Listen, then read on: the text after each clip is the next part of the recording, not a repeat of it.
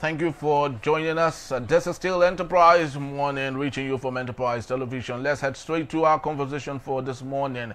Members of the Academic Staff Union of Universities, ASUU, are preparing to hold congresses to decide on their next steps after concluding nationwide protests over poor salaries and working conditions. Despite the Tinubu administration's release of 50 billion naira for earned academic allowances, ASUU continues to demand a comprehensive renegotiation of the 2009 agreement, improved university funding and autonomy, and of course better pay. While the federal government is meeting today with key ministries and agencies to harmonize past reports and possibly set a timetable for phased implementation, ASUU President Professor Chris Piwoma clarifies the union was not invited and would await feedback from its members before deciding for their action. ASUU has repeatedly decried the poor pay structure, with professors earning between 525,000 naira and 633,000 naira monthly, a figure that drops significantly after deductions. Some reportedly take home as little as 300,000 naira. This has led to low morale, a declining standard of education, and threats of a brain drain. Let's get talking. We have Emeka Madunagu. Thank you so very much, Emeka, for hanging on. Emeka, are you there? Yeah, I'm here. All right, beautiful. Yeah, so I know we had talked a little bit about the declining nature of low pay for lecturers serving in different tertiary institutions in Nigeria. That is miles away from what our politicians take home. A senator today in Nigeria takes home upward of 20 million naira. A member House of Representatives in Abuja takes home more than 14 million naira. Why is this disparity really? Is it that those in authority, whom have been taught by some of these lecturers, feel there's no need to put so much more money in the educational ecosystem? What's the problem, Emeka?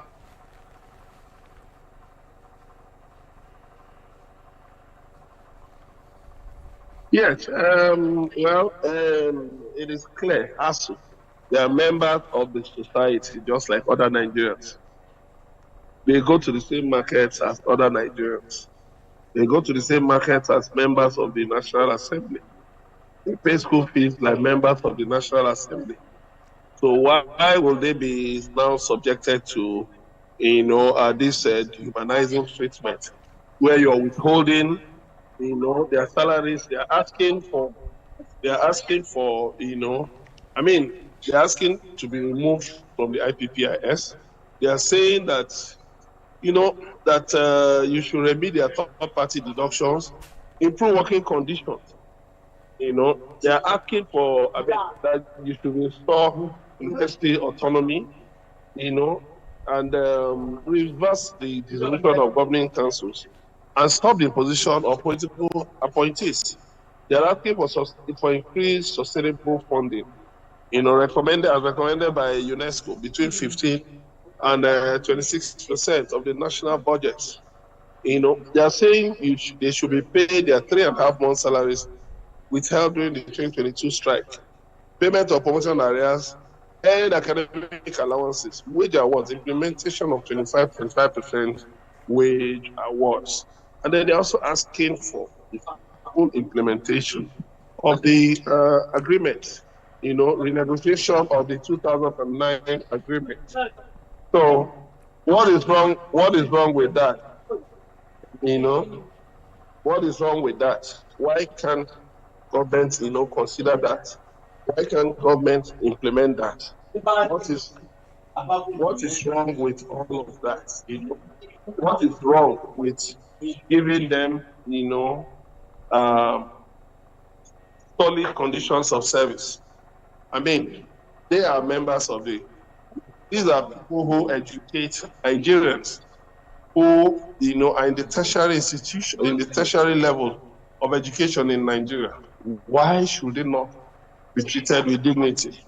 Why? Because you see, oppositions don't value education. Our politicians don't major in things that have to, do with lifting education to international standards. Because you see, some of them don't have certificates.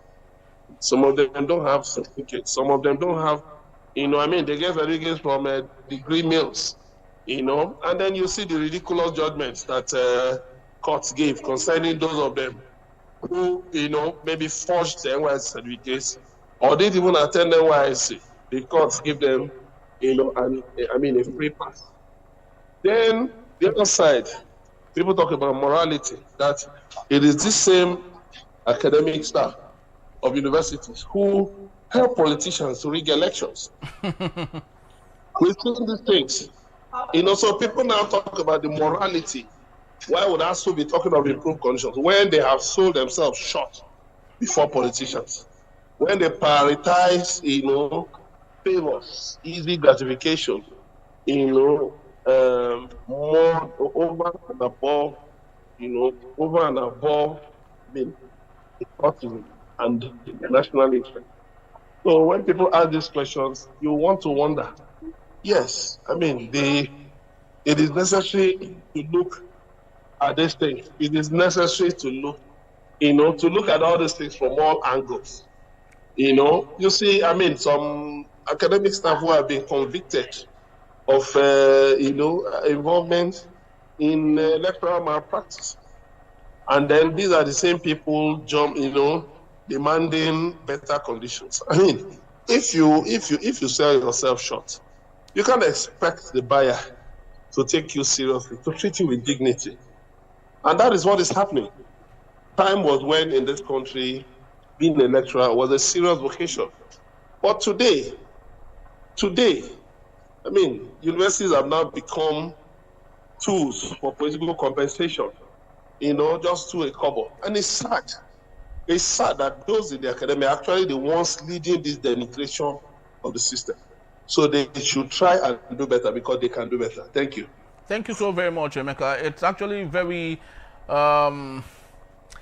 good that you actually explained this in ways that we would better understand, because some of these politicians who take home millions of naira every month were those that were brought in as a result of the callousness of the professors and those in the academia, like you rightly said.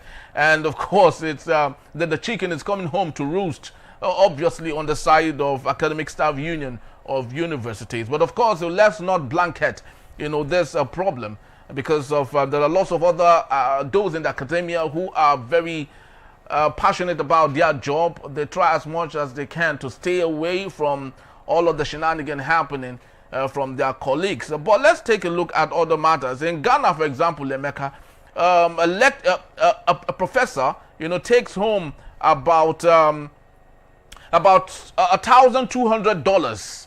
If you convert it to the Ghanaian cedi, it's about 15,000 Ghanaian cedi, which is $1,200, which if you convert it to naira, it's about 1.8 million naira. That's what a professor takes home from a public university in Ghana.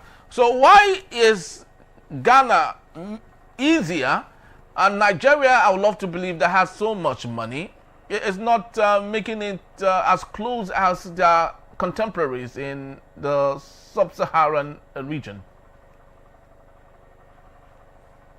Ghana prioritizes education. It has done so for so many years. In Nigeria, sadly, education has gone to the dogs. Education has gone down, it has gone to the dogs. And so we don't prioritize education. We don't, you see here, we just, well, it doesn't matter. What we look at is, it doesn't matter. It doesn't matter. So people can get away with, destroying national institutions. It doesn't matter. Look at, is it just the education institution? Look at the security services. Look at different areas, even the civil service. How can members of the National Assembly be taking 22 million every month? To do what? And then some of them will tell you that the money is not even enough, that they are suffering. So what do you expect? What I think ASUU should do is an ideological and moral, turnaround. Let them, for instance, first of all, refuse to participate in collation of election results. Let them, first of all.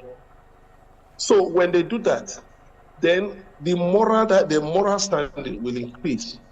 That moral courage to be able to say, no, I will not be a part of the things that will be used against me in future.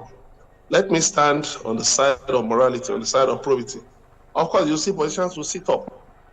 But when you are eating with them, you think they will respect you. They will not. So that is it. That lecturers are being paid, all those things, because in those countries, because they value education. Now you see Nigerians sending their children to Ghana, to Rwanda, to Togo, to Benin, all kinds of Cyprus, northern Cyprus, where some Nigerian students have been killed.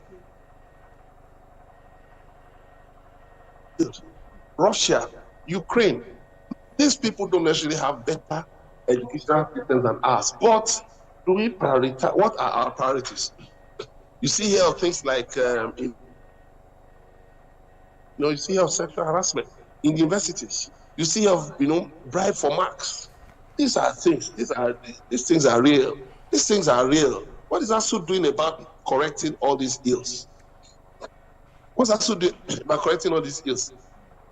Lecturers, who openly, presently demand bribes from their students to pass them. So I know of one case, students had finished exams, in a particular paper, and the lecturer sent the message around the faculty that, if they didn't pay him a bribe, each of 14,000 naira, that they will fail. You can imagine. Presently, and you want me to advocate for such a lecturer, I will say you should go to hell. You should go to places. Because as far as I'm concerned, a man who can, a man, in a position of lecturing, who can sell his respect, because of some porridge, it's not worthy of any, it's not worthy of any consideration at all. It should just be ignored.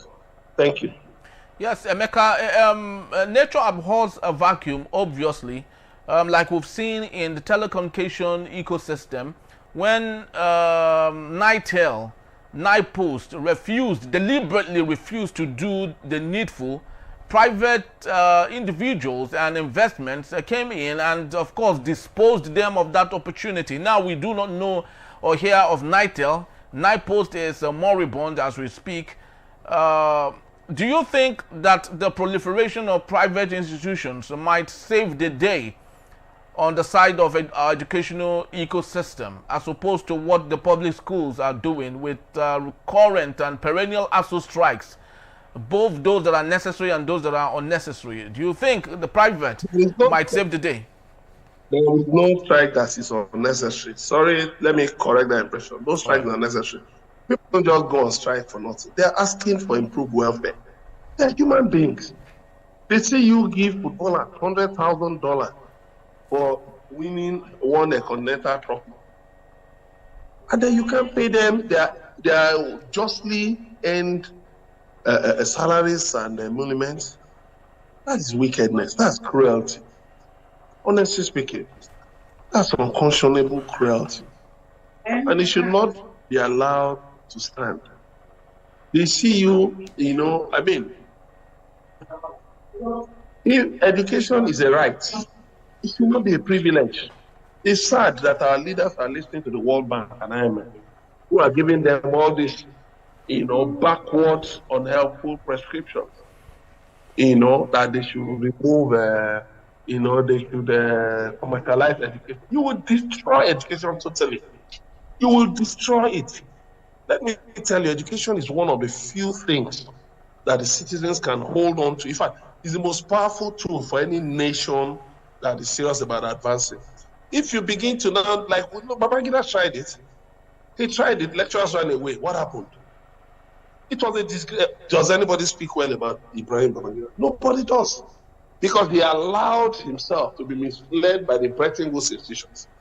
The same thing now is happening with Tinubu, and of course, it's the same. It amounts to, is folly for you to apply the same measures and expect different results.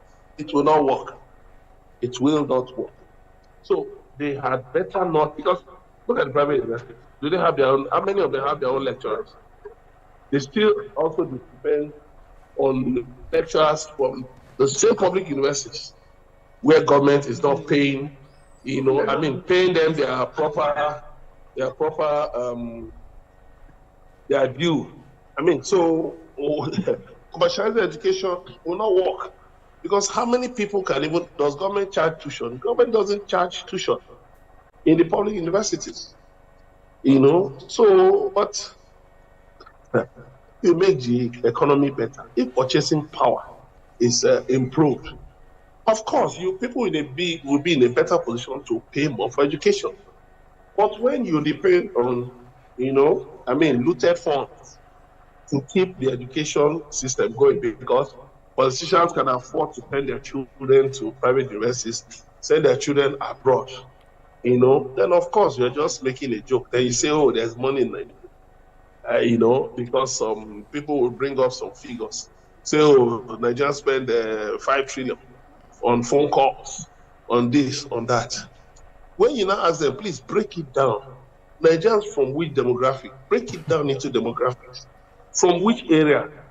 Nigerians, because look at it, the lending space in the digital sector is thriving very well. It's something that generated trillions of naira, So do you know how many Nigerians borrow data, borrow airtime? And then these are the same people you will now factor in. These are the figures you now factor in and say, oh, Nigerians spend trillion. Go and ask those companies. Go and ask those telcos, to give you their figures, the figures for debt, being owed them, let them give you the figures. And then you know that some of these things we just call, oh, there's money in Nigeria. We're just fooling ourselves. We're deceiving ourselves, seriously. Because we don't major in the things that matter. We should be looking at, for instance, talking about things that have to do with capital expenditure. How many roads serve how many Nigerians? How many public utilities, are available, have made the life of Nigerians better? What are the public utilities? What are the infrastructural, facilities? What are the things? Well, when you begin to talk about how many Nigerians use the airport, this and this, come on. You are just, you are not being serious. You should not be taken serious. Education is a right. I'll say it again and again. Thank you. Thank you so very much, Emeka. Education is a right, not a privilege. But when those in authority whom have had opportunity of sending their wards, their kids, their children to Ivy League schools in different parts of the country, in different parts of the world, rather make education look like a privilege and not a right to those who cannot afford it as much as they do, then there's a growing problem. Thank you so very much, Emeka, once more for being part of our show today. Please do well to visit us. You can find us at enterprisetvnews.com. You may equally like, comment, and follow us on all our social media platforms at Enterprise TV7. I am Henry Igwebike. Thank you for watching. God bless Nigeria. I'll see you tomorrow. Bye-bye.